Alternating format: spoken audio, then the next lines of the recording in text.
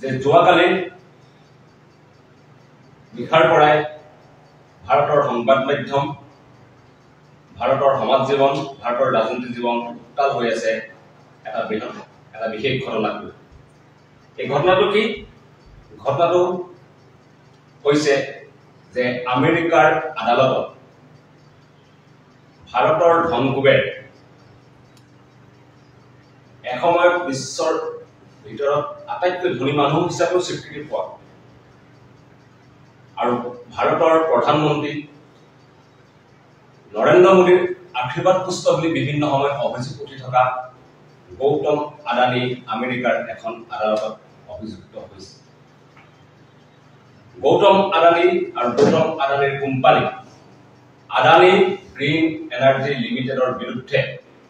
আমেৰিকাৰ federal court of ব্ৰুকলিনত এক বিশেষ ৰায়যোগে তেখেতসকলক দোষী সাব্যস্ত কৰিছে। প্ৰকৃততে আমেৰিকাৰ ফেডাৰেল কোৰ্ট অফ ব্ৰুকলিনত কালি ভাৰতৰ এক কলা অধ্যায় উন্মোচিত হ'ল। আপোনালোকে গম পাইছে যে গৌতম আদানীৰ বিৰুদ্ধে কি অভিযোগ উঠিছে। গৌতম আদানীৰ বিৰুদ্ধে অভিযোগ উঠিছে যে গৌতম আদানীয়ে অধিক দৰত বিদ্যুৎ ক্ৰয় কৰিবৰ কাৰণে ভাৰতৰ বিভিন্ন ৰাজ্যত উৎকোচ দিছিল আৰু সেই উৎকোচ দিয়াৰ ধন বিপথে পৰিচালিত কৰি ভুল কথা কৈ আমেৰিকাৰ বিনিয়োগকাৰীৰ পৰা তুলিছিল। এইটো ইতিমধ্যে ভাৰতৰ সৰ্ববৃহৎ উৎকোচ কাণ্ড হিচাপে স্বীকৃত হৈছে। কেৱল এখন ৰাজ্যৰ তথ্য উন্মোচিত হৈছে অন্ধ্ৰপ্ৰদেশ। অন্ধ্ৰপ্ৰদেশতে প্ৰায় 2000তকৈ অধিক কোটি টকা এই উৎকোচ কেলেংকাৰী সংগঠিত হৈছে। অন্ধ্ৰপ্ৰদেশৰ তদানীন্তন মুখ্যমন্ত্ৰীৰ নাম সাঙুৰ খাইছে আৰু অভিযোগ কি যে অন্ধ্ৰপ্ৰদেশে বজাৰ দৰতকৈ অধিক দৰত বিদ্যুৎ ক্ৰয় কৰিব। আৰু আজি মই ৰাইজৰ দলে কিহৰ কাৰণে সংবাদ মাধ্যম সম্বোধন কৰিছো যে আমি সকলোৱে গম পাই আছো, সংবাদ মাধ্যমত চৰ্চা হৈছে যে আদানীৰ কথা, আদানী গ্ৰীণ এনাৰ্জিৰ কথা। কিন্তু কেৱল আদানী গ্ৰীণ এনাৰ্জি লিমিটেডেই নহয়, এই একে উৎকোচ কাণ্ডত সাঙুৰ খাইছে অন্য এটা কোম্পানীৰ নাম। এই কোম্পানীটোৰ নাম Azure power global power corporation limited. আৰু এজিউৰ গ্লোবেল পাৱাৰ কৰ্পোৰেশ্যন লিমিটেডে ভাৰতত এজিউৰ পাৱাৰ কৰ্পোৰেশ্যন হিচাপে তেখেতসকলে ব্যৱসায় কৰে। অসমৰ মানুহৰ আৰু বিশেষকৈ অসমৰ সংবাদ মাধ্যমৰ মানুহৰ কাৰণে এজিউৰ নামটো বোধহয় অপৰিচিত নহয়। এই এজিউৰ পাৱাৰ কৰ্পোৰেশ্যনে আপোনালোকে জানে যে নগাঁৱৰ মিকিৰ বামুণী খেতিয়কৰ মাটি বিজেপি চৰকাৰৰ সহযোগত জোৰ জবৰদস্তি কৰি তেখেতসকলে দখল কৰি তাত তেখেতসকলে পাৱাৰ প্লেণ্ট বহাইছে। আৰু তেখেতসকলৰ এই জোৰ জবৰদস্তি কৰি কৃষিভূমি অধিগ্ৰহণ কৰাৰ বিৰুদ্ধে মিকিৰ বামুণীৰ ৰায়তী কৃষকে দীৰ্ঘদিন ধৰি এক দীঘলীয়া সংগ্ৰাম চলাই আছিল আৰু এতিয়াও এই সংগ্ৰাম চলি আছে। আৰু এই এজিউৰ পাৱাৰ কৰ্পোৰেশ্যন লিমিটেডৰ নামে আদানী গ্ৰীণ এনাৰ্জিৰ লগত আমেৰিকাৰ ফেডাৰেল কোৰ্ট অফ ব্ৰুকলিনত তেখেতসকল দোষী সাব্যস্ত হৈছে। আৰু একেটাই দুখ,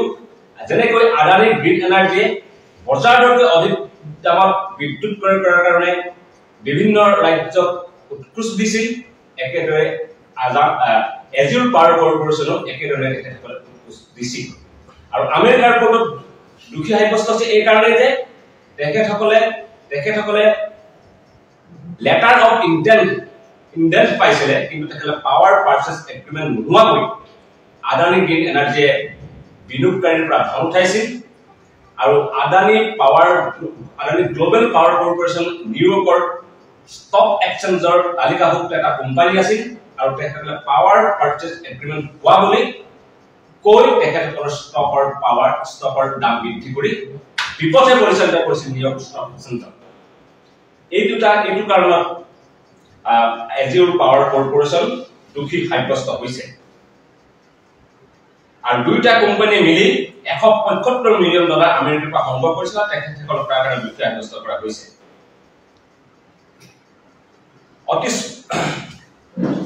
অতি অতি স্পষ্টভাৱে এইটো মই আপোনাক দেখাইছো এইটো দুটা এগ্ৰিমেন্ট দুটা অৰ্ডাৰ আছে এটা আছে security and exchange commission USA versus Gautam Adani and Sagar Adani আৰু এটা একেই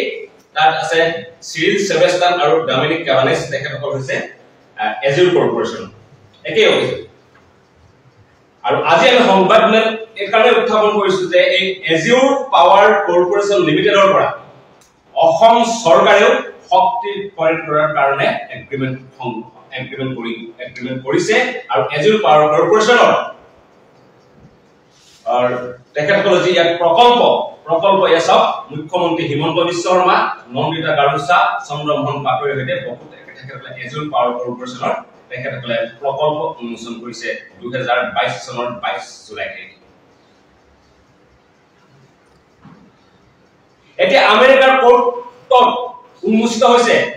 যে এজিউৰ পাৱাৰ কৰ্পোৰেচনে অধিক দামত বিদ্যুৎ কৰিবৰ কাৰণে ভাৰতৰ বিভিন্ন ৰাজ্যক উৎকোচ দিছে এটি ইতিমধ্যে প্ৰমাণিত হৈ গৈছে এতিয়া আমাৰ প্ৰশ্ন যে হিমন্ত বিশ্ব শৰ্মা চৰকাৰে এজিউৰ পাৱাৰ কৰ্পোৰেচনৰ পৰা কিমান টকাৰ উৎকোচৰ বিনিময়ত এই শক্তি ক্ৰয় কৰাৰ চুক্তি কৰিছে আমেৰিকাৰ মুখ্যমন্ত্ৰীয়ে হায়দৰাবাদৰ অন্ধ্ৰপ্ৰদেশৰ তদনান্তৰীণ মুখ্যমন্ত্ৰীয়ে 1 মেগাৱাট বিদ্যুৎ ক্ৰয় কৰাৰ নামত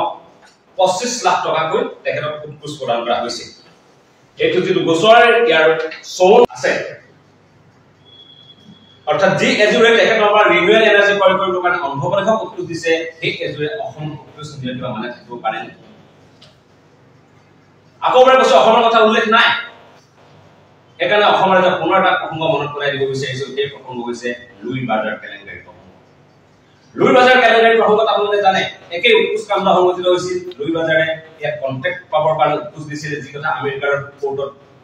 ফাদিল হৈছিল আৰু তাত দুখন ৰাজ্যৰ কথা স্পষ্টকৈ উল্লেখ আছে এখন গোৱা আৰু এখন অসমৰ কথা গোৱাত তাত কাক পইচা দিছিল তাৰ উল্লেখ আছিল কাৰণে সেই সময়ৰ গুজৰাটৰ গোৱাৰ মুখ্যমন্ত্ৰী কামাত দিগম্বৰ কামাত এৰেষ্ট পৰ্যন্ত হৈছিল কিন্তু অসমক কাক পইচা দিছিল সেই প্ৰসংগ উল্লেখ থকা নাছিল কাৰণে অসম কাকো গ্ৰেপ্তাৰ নকৰিলে কিন্তু পৰৱৰ্তী সময়ত এই প্ৰসংগ গৈ উচ্চ ন্যায়ালয়ৰ মজিয়া পাইছিল সিবিআই তদন্ত ঘোষণা হৈছিল কিন্তু যেহেতু এতিয়া বিজেপিৰ ৱাচিং মেচিনত সব সাফা হৈ যায় এই সিবিআই তদন্ততে থমকি আছে আৰু আমি ভাবো যে পৰৱৰ্তী সময়ত হয়তো এজিউৰ পাৱাৰ কৰ্পোৰেচনে লগত যি চুক্তি স্বাক্ষৰিত হৈছে তাৰ কাৰণে অসমক যে তেখেতসকলে উৎকোচ প্ৰদান কৰিছে তাৰ তথ্য হয়তো পৰৱৰ্তী সময়ত আমেৰিকাৰ কোৰ্টত ফাদিল হ'ব পাৰে নতুবা হয়তো এনেকুৱা হ'ব পাৰে যে লুই বাজাৰ কেলেংকাৰীত যেনেকৈ নাম উল্লেখ নথকাৰ কাৰণে সেই সময়ত বহুতে সন্দেহৰ আৱৰ্তত থকা মুখ্যমন্ত্ৰী হিমন্ত বিশ্ব শৰ্মা বা CEO গোটানে জানে তেখেতসকল তদন্তৰ আৱৰ্তত নাহিল গ্ৰেপ্তাৰৰ পৰা বাচি থাকিল আৰু এবাৰো কিবা কাৰণে ইয়াত উল্লেখ নথকাৰ কাৰণে হয়তো তেখেতসকল লুই বাজাৰ কেলেংকাৰীত আছে আজি অন্ধ্ৰপ্ৰদেশৰ মুখ্যমন্ত্ৰী তদনান্তৰীণ মুখ্যমন্ত্ৰী আগৰীয়া মুখ্যমন্ত্ৰী ৰেড্ডি আজি সঁচাটো কনফাৰ্ম কাৰণ তেখেতৰ ষ্টেটখনৰ নাম আছে কিন্তু অসমৰ নাম নথকাৰ কাৰণে হয়তো লুই বাজাৰ কেলেংকাৰীৰ দৰে প্ৰভাৱশালী মহিলা হয়তো বাচি যাব পাৰে সেইকাৰণে আমি ৰাইজৰ আজি অতি স্পষ্টভাৱে দাবী উত্থাপন কৰিছো যে এজিউৰ পাৱাৰ কৰ্পোৰেচনে বজাৰ দৰতকৈ অধিক দৰত বিদ্যুৎ ক্ৰয় কৰাৰ কাৰণে বিভিন্ন ৰাজ্য চৰকাৰক উৎকোচ প্ৰদান কৰা বুলি আমেৰিকাৰ কোৰ্টত তথ্য ফাদিল হৈছে এজিউৰ পাৱাৰ কৰ্পোৰেচনে বজাৰ দৰতকৈ অধিক বিদ্যুৎ ক্ৰয় কৰাৰ কাৰণে অন্ধ্ৰপ্ৰদেশৰ তদনান্তৰীণ মুখ্যমন্ত্ৰীক 1 মেগাৱাট 25 লাখকৈ 1750 কোটি টকা উৎকোচ দিয়া তথ্য প্ৰমাণ হৈছে এজিউৰ পাৱাৰ কৰ্পোৰেচন লিমিটেডৰ লগত অসমৰ বিদ্যুৎ ক্ৰয়ৰ কাৰণে ৰিনিউৱেবল বিদ্যুৎ ক্ৰয় কৰাৰ কাৰণে 25 বছৰ চুক্তি স্বাক্ষৰিত হৈছে আৰু আমেৰিকাৰ কোৰ্টৰ ডকুমেণ্টত অতি স্পষ্টভাৱে উল্লেখ আছে যে এজিউৰ কৰ্পোৰেচনে কেৱল অন্ধ্ৰপ্ৰদেশতে নহয় নিউমেৰাছ ষ্টেটক বিভিন্ন ৰাজ্যক উৎকোচ প্ৰদান কৰিছে বা কৰাৰ প্ৰতিশ্ৰুতি প্ৰদান কৰিছে আৰু সেই এজিউৰ কৰ্পোৰেচনৰ লগত চুক্তি স্বাক্ষৰ কৰা আমাৰ অসমৰ যি প্ৰচেষ্টা প্ৰক্ৰিয়া সেই প্ৰক্ৰিয়া তদন্তৰ আওতালৈ আহিব লাগে বুলি আমি আজি দাবী উত্থাপন কৰিছো এটা অত্যন্ত এটা গুৰুত্বপূৰ্ণ বিষয় মোটামুটি এটা ক্ৰিষ্টেল ক্লিয়াৰ বিষয় যে এজিউৰ পাৱাৰ কৰ্পোৰেচনে পৰা উৎকোচ লোৱাৰ সম্ভাৱনা প্ৰবল ক্ৰিষ্টেল ক্লিয়াৰ এজ ৰিপৰ্ট সবকে কৈছে দিয়াবলৈ উল্লেখ কৰিছে নিউ ষ্টেটৰ কথা কৈছে